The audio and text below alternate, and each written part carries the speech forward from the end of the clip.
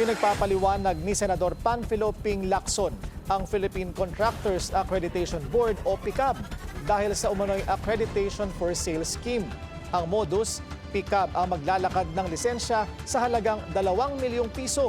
Narito ang agenda report ni Hanati. Itinanggi ng Philippine Contractors Accreditation Board o PICAB ang pagbebenta ng lisensya. Sa isang statement, sinabi ng PICAB na walang individual, grupo o consultant na binigyan nila ng authority para mag-ayos ng lisensya kapalit ng pera. Binulgar kasi ni Senator Panfilo Ping Lacson ang Accreditation for Sale Scheme na ginagawa raw ng board.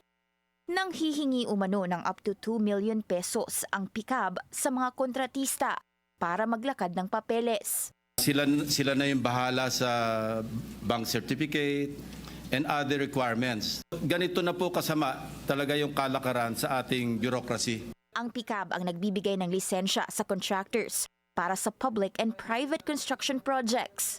Attached agency ito ng Trade and Industry Department at isa ito sa implementing boards ng Construction Industry Authority of the Philippines.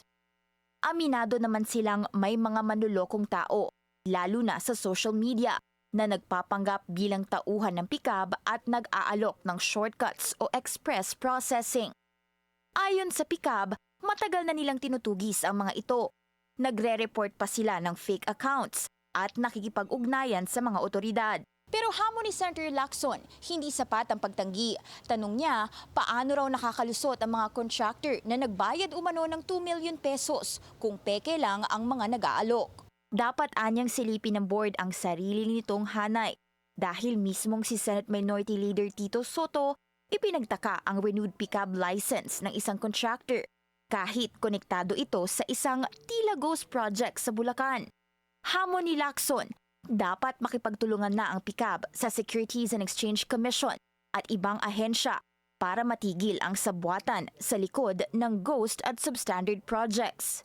Invited na rin ang PICAB sa ikalawang bahagi ng investigasyon ng Senate Blue Ribbon Committee sa September 1, kaugnay sa maanumalya umanong flood control projects. Para sa agenda, Hanati, Bilyonaryo News Channel.